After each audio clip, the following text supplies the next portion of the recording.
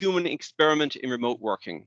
And, I love Grow Remote's distinction between working from home in a crisis, which a lot of you may be enforced to do, and really remote working. But what we want to do today is look at what we can learn from this experiment in relation to the environmental benefits of remote working, even if it's enforced remote working.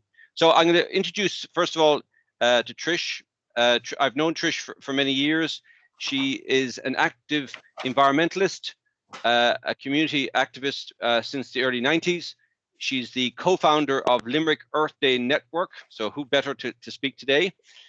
She also co-founded the GIY, Grow It Yourself Ireland Limerick chapter as well, which I've been a member myself over the years, and that's where I got to know about ChangeX. She's also a member of the Limerick Environmental Network and the Limerick Community Development Committee, and believes in an integrated collaborative approach to tackling climate change. So on that, Trish, I'd like to share your presentation, and then you can begin. Okay, one moment, please. Thank you, Sean. Hello, everyone. This is rather new to me, so bear with me if I'm glancing down at a couple of things. Sean has 3 slides on Earth Day Network. They're very basic. I'm not going to go through line by line, but essentially what it is, it's the largest civic global network in the world. It was established in 1970 in the USA. And really, it's about bringing like-minded people together who have concerns about the physical well-being of Earth, the planet Earth, and also about, and this tends to be forgotten, the well-being of mankind. So it's very broad, it's very encompassing, and it has been very influential in leading to Clean Air, Clean Water, Endangered Species Act in the USA. It is not very well established in Ireland. Now, bear in mind, it's a community voluntary, not-for-profit or organisation, and I'm here really at Sean's invitation to sort of make you aware of its existence if you didn't know, and also if you did, to encourage you to maybe go to the Earth Day website, go through it, see if there's anything there that you can identify with and maybe get involved in. It doesn't, the great thing about Earth Day Network is it doesn't demand a lot of time. You can do one green act, like let's not produce any waste for today. There are things that are doable. It's entirely optional. And I would invite everyone to maybe take a look at it, because up until a minute to midnight tonight, there are a lot of activities online and you might be interested in following some of them. Now, Earth Day, the theme for this year is climate change action. Now, obviously, the coronavirus pandemic has really put a significant dent in terms of physical activities, and it's the priority. But that's why I suppose there's such a concentration on online activity. And actually, particularly with Grow Remote, I think that's quite an interesting development, because more and more we're looking for the digital as a means of communication and as a means of getting things done. So the slides are there. Now, our theme today obviously is Grow Remote and the environmental benefits. So, like, to me as an environmentalist, Grow Remote was a fabulous development to see taking place about 2 years ago, because for me, it ticks a number of boxes, and particularly in the area of transport. Now, I'm referencing, and I'll send it to Sean if anyone's interested, a document that was released in January 2020 called Transport Trends 2019. It's an overview of Ireland's transport sector. It's issued by the Department of Tourism, Transport and Sport, and has some very interesting statistics, which I think Grow Remote can make use of in terms of looking for funding and support from national government. For example, for those not Dublin based, almost a quarter of workers based in Dublin travel an hour or more to work. That means a total of 2 hours each day in order to leave from home and go back. So just think of the consequences of that's 2 hours a day. Then you look at, say, the cost of transport for the average household. It's 2,500 in 2016, and it's 25% higher than the EU average, so which is about €2,000 a year. Now, it takes about 13.5% of the Irish household cost. So anything that can make a dent in that, I think for most of us, certainly worth consideration and analysis. The transport sector is our second highest offender of greenhouse gas emissions. It's just over 19%. So Grow Remote obviously would facilitate a reduction of those emissions. So again, it's a win from an environmental point of view. Now, in 2017, transport sector, the emissions from transport was 12 million tonnes of CO2. It's estimated that by 2030, that will rise to 15 million tonnes of CO2. So there is a national imperative to reduce our emissions. And I think Grow Remote, along with Earth Day Network and anyone who's like-minded, in our own small way, can make significant inroads on that, because Grow Remote is about a lifestyle and it's about a vision.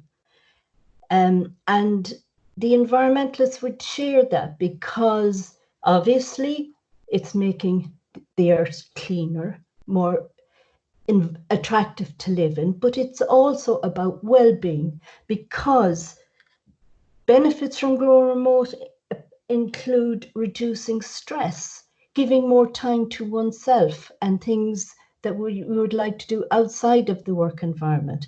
But it also facilitates opportunities to spend more time with family and family members. It also gives an opportunity to engage with the local community, particularly in rural Ireland, which, as we all are aware of, is very concerned about depopulation. At the moment, what's happening, I see with places like Mullingar, like Tullamore, like Portlaoise, people are living there, but they're travelling daily to Dublin. So while their families tend to have a better lifestyle, the worker, the person having to travel to Dublin, is still effectively stressed out. So anything that reduces travel time and allows a person more time to exist, for want of a better way of putting it, is worthwhile. Now, obviously, again, from an environmental perspective, any reduction in office materials like plastic, like paper, is a win-win. Now, obviously, again, there are hidden costs, but I think we can all work together to find positive and proactive ways of addressing the problems. And it's one of the suggestions I have today, that while you are involved with Grow Remote because you see it as something that can help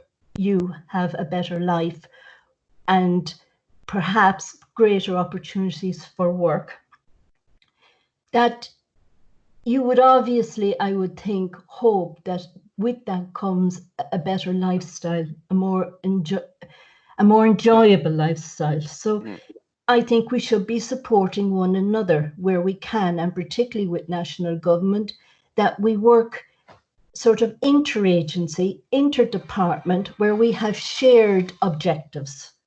And again, reduced travel hopefully would lead to savings, and particularly with what's happening with COVID at the moment, I think economic constraints are going to come to the fore in a number of months' time. So anything that can help, it should be supported. Okay, Trish, can I hold you there, because to say you just ran over your 10 minutes there. So can you just obviously just wrap up then, and we'll go on to the next speaker. Thank you. I wrapped up, Sean. Okay, very good. Move on, and thank you. Okay, well, I just want to go through your final slides here, where it was, current actions.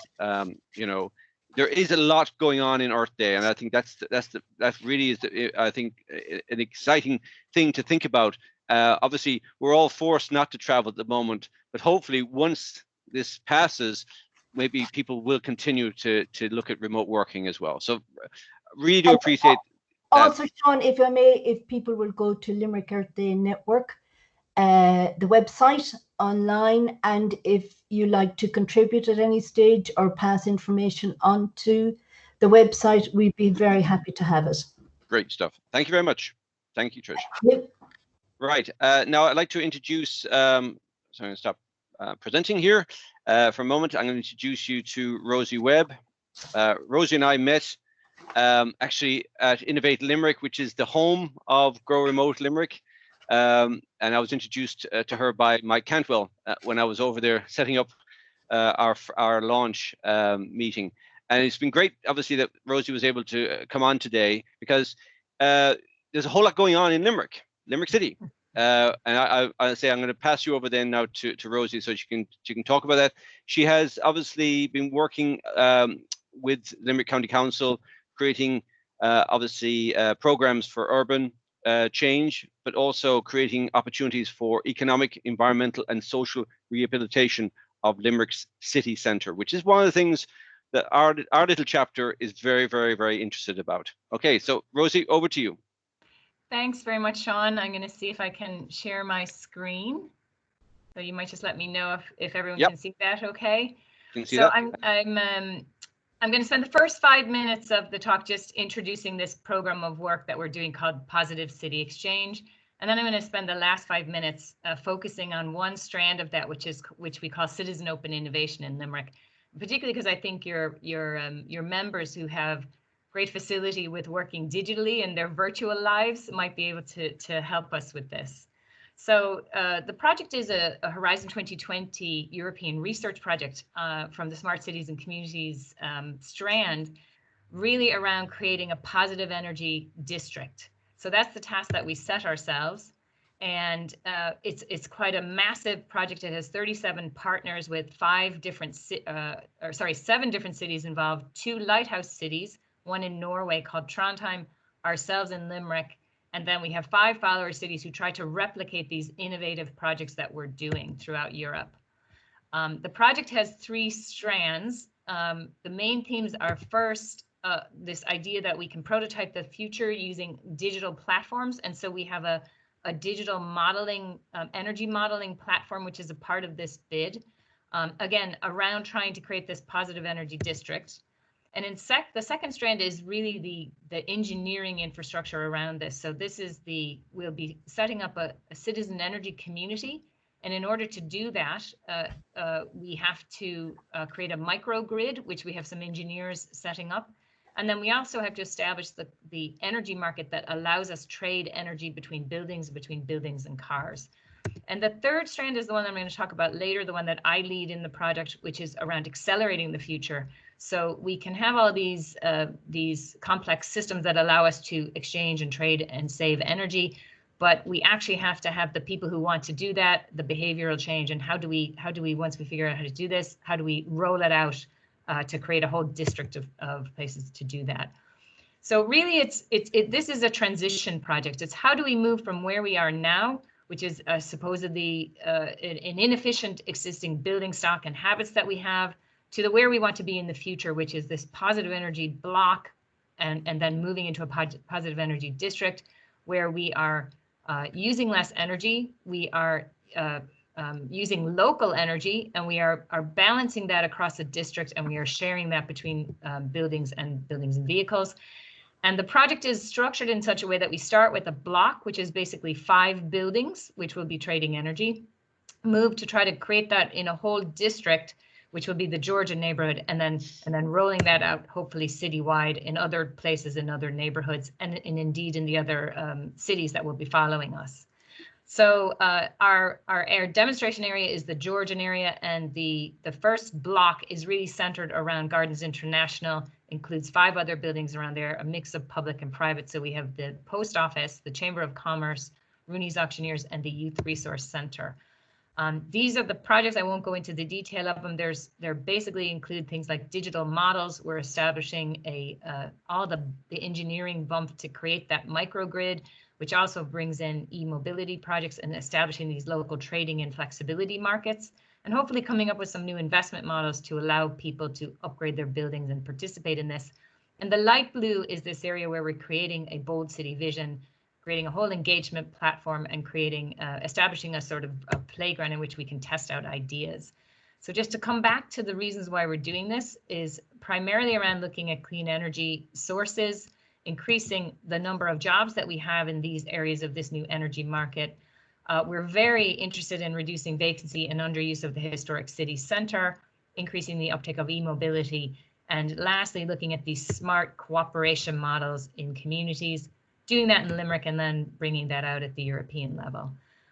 So I'll now move on to this area of the citizen innovation. So it's not just Limerick City Council that's involved in this from the Limerick perspective. UL is one of our main partners. We also have a number of businesses that are involved in it, industry, small and medium enterprises. And really this is about a cooperative action that's centered on communities of place, and it has this sort of quadruple helix model where you have to have the local authorities involved, you need academics, you need businesses, but all of this is centered around the needs of urban communities. And our goal is to try to move from a type of engagement with our citizens, which is really only around consulting, and moving that up into a sort of partnership approach with our partners, with our citizens. And at the heart of this is a sort of co-creation process, which is an iterative thing where we begin looking at initiatives. We enter at a very early stage into co-design processes to help us plan what we're doing. We prototype versions of that, test it, and then begin to implement that. And we consider ourselves really at the heart of this as sort of these network weavers, as we call ourselves, bringing together all these various groups between government, educational institutes, our professional bodies, all our businesses, but also communities of interest and local groups. And so we have a headquarters for this, which is our citizen. I'm sorry, I moved into a, it's moving spontaneously here, but we have set up our citizen observatory, which is really a virtual thing where citizens can look at data that's been contributed for the project to see how that's working, whether that's around, we have various KPIs that have to do with energy usage, but also around air usage and how many meetings we've held, that sort of thing. So we've set up a kind of an initial version of that in the Fab Lab, and people know that on Rutland Street. So it's a sort of a drop-in center. We hope to be bumping that up with displays that for our digital model so that people can interact with that more successfully. We are structured around these City Engage Weeks, which we've started. Our first one was last September.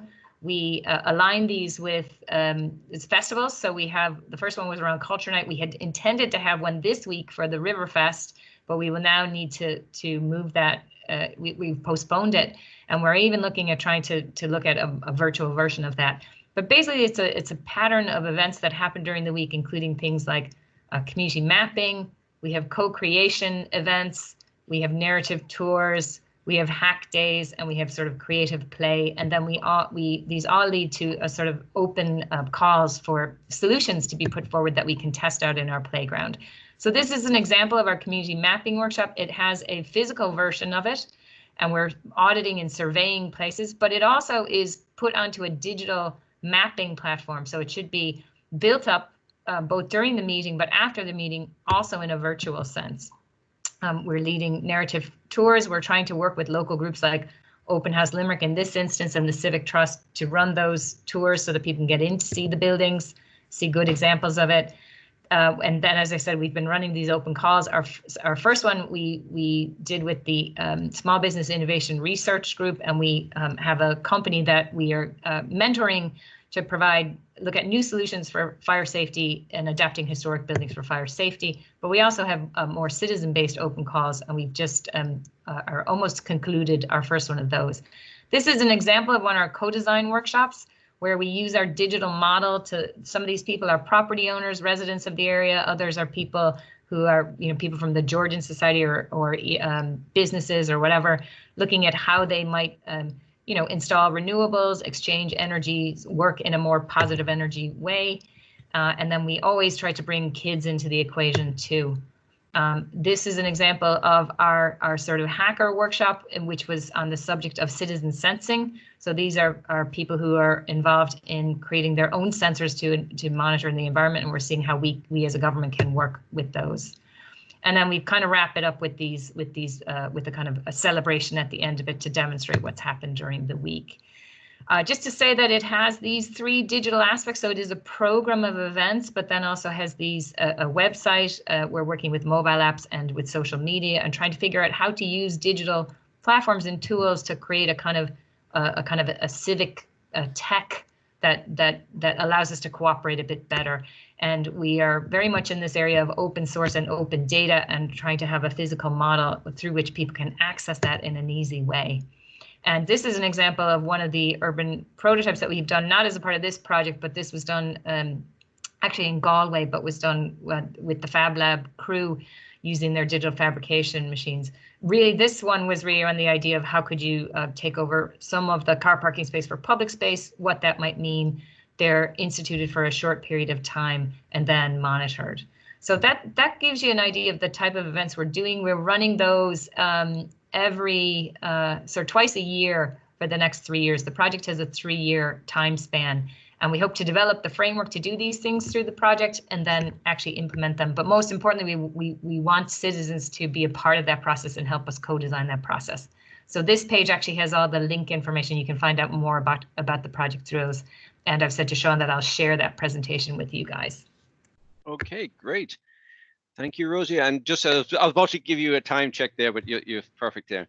Thank you for that. Again, I live in Limerick, and I did not know that was actually happening. I know we met only briefly before COVID, and we never had a chance really to follow up. But I see that Limerick City obviously is kind of unique in some ways, an opportunity for remote workers as well to come and live and be part of that vision that you guys have just outlined. So thank you very much, Rosie, for that. So our last speaker is Vanessa Tierney. She's from Abodu. Vanessa, I just want to check if you're there, first of all.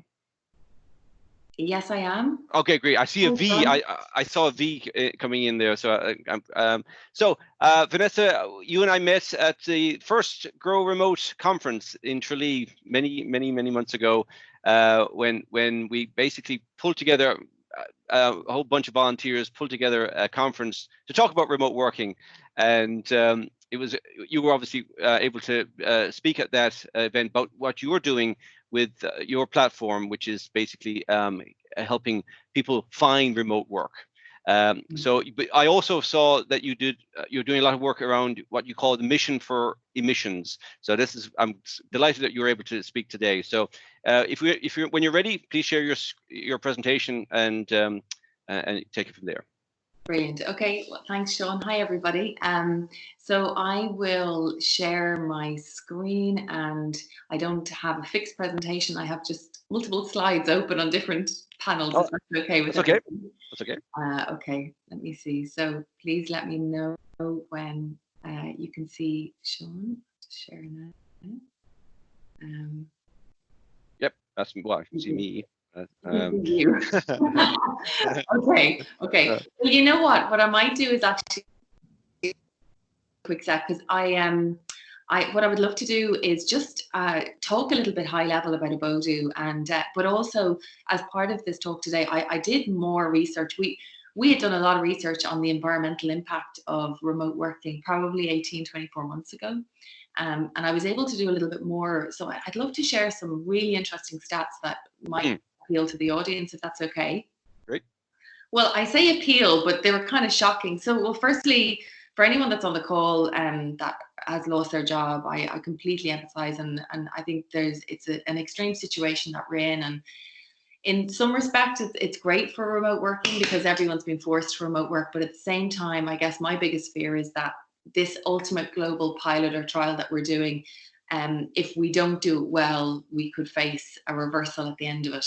However, I do believe that how we work has changed forever. So it perhaps will be a hybrid when this crisis is over. But there's a lot of new stats out, and I know some were shared at the very beginning of this call, but really surprising stats that I wanted to share that I'd come across. We talk a lot about greenhouse emissions and carbon emissions and like the impact of getting cars off the road. And like that can't be, no one can argue with the fact that if we reduce the cars on the road, that will have an unbelievable impact on the environment.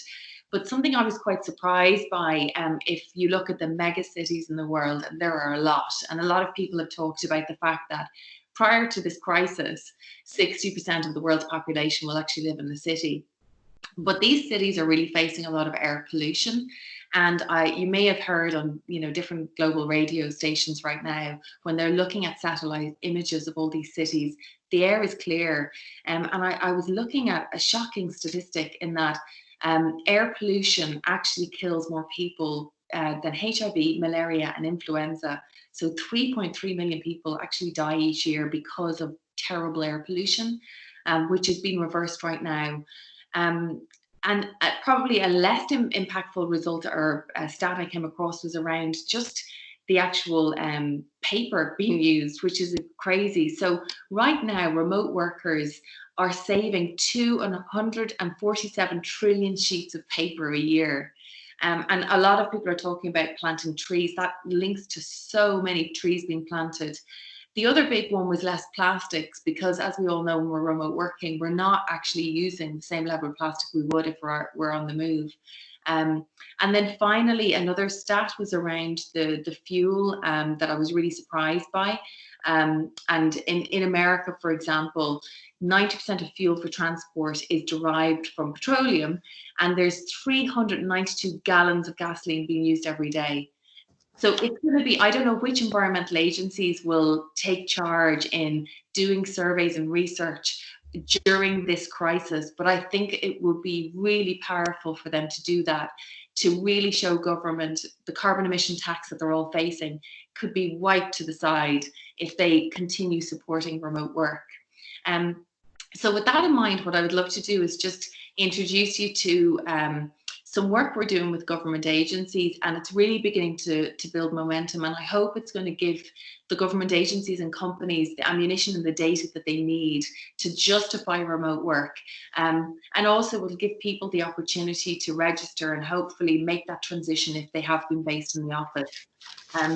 So I will start off with a lovely quote that's just been approved this morning. This is the head of economic development from Cork County. And Cork County have commissioned Abodu to do a mapping of all the skills of not just the commuters, but those that are based sorry, and I should remember to share my screen as well, because none of you can see what I've just shared. Nope, that would be a good start. So please let me know, Sean, if Yep, you can see that. Okay, so you can now see Sharon, this lovely Sharon.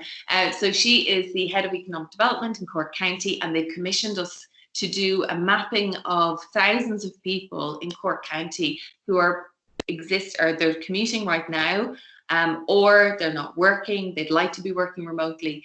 And the reason we've been commissioned is because 2.5 years ago, around the same time remote launched, we launched Abodu, and the initial mission for Abodu was to create a platform where people could register that wanted to go remote or wanted to be remote at least a percentage of the time. Companies could do the same thing, and we put in some features that would perhaps make it a little bit more friendly for diverse talent, so they would be anonymous at the initial stages.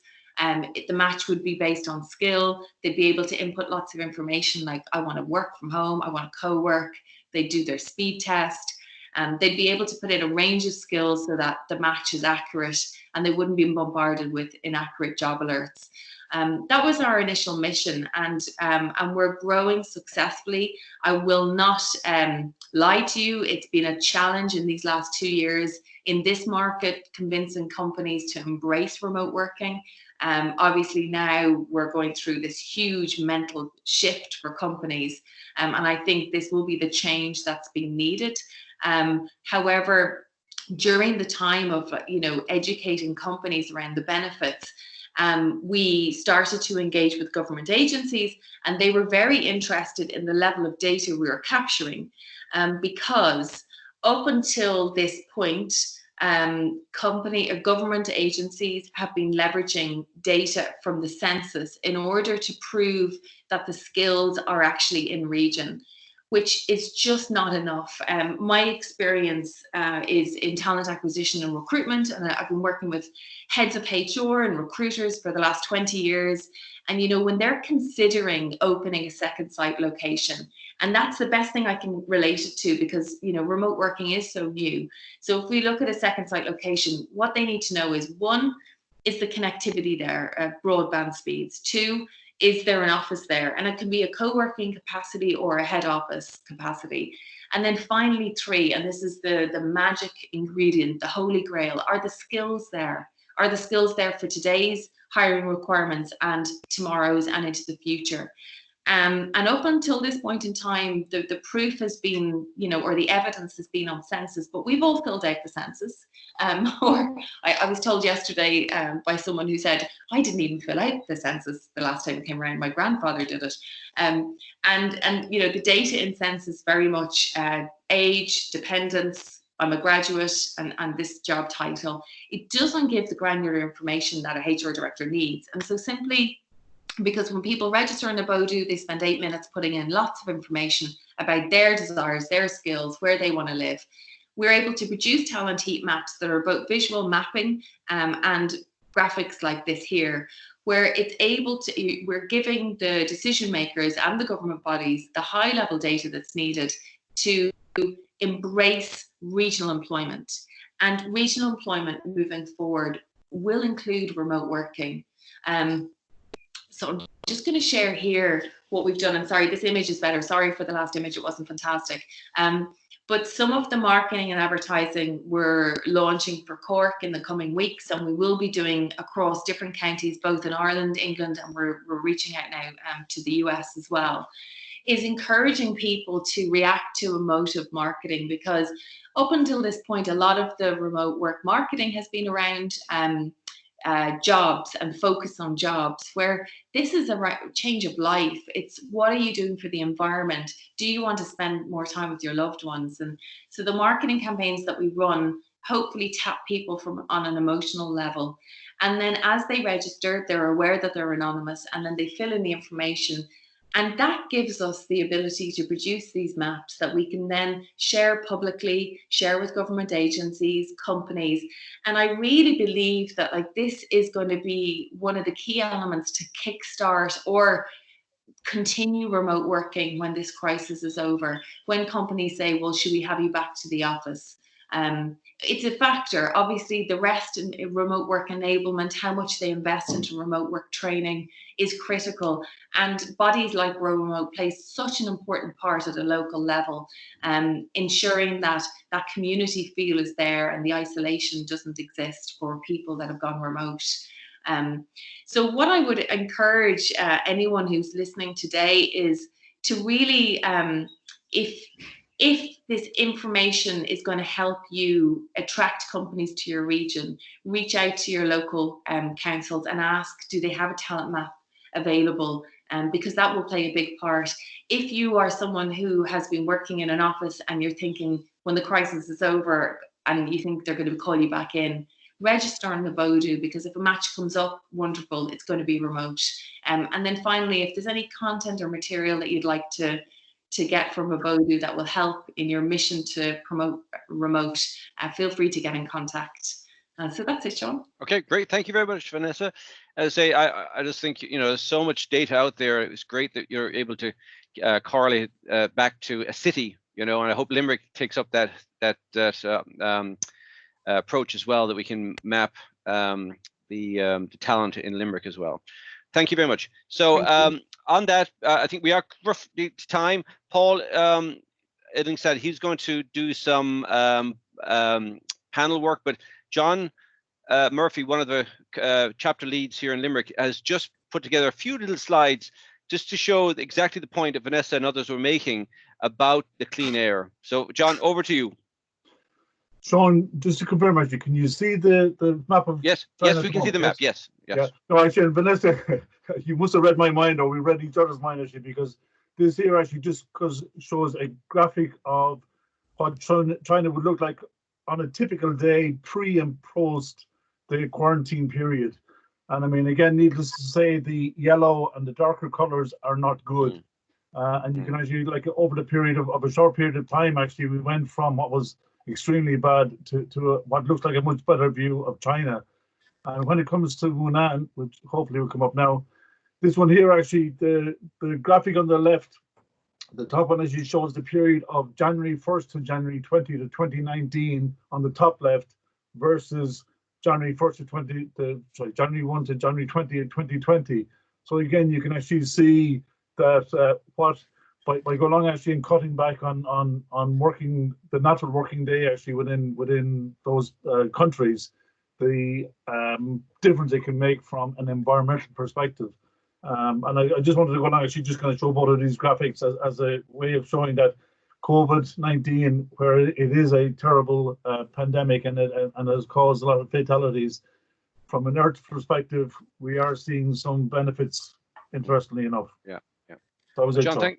Thank you very much. It's good to see that data, and I know this experiment that we're all in is an opportunity, but hopefully we can make some value out of this, pain that everyone's going through. So thank you very much to all the speakers. Paul, I'm going to stop recording now so you can cover off any questions. Thank you very much. Great. Thanks, Sean. I know we're tight on the time, and so what I was thinking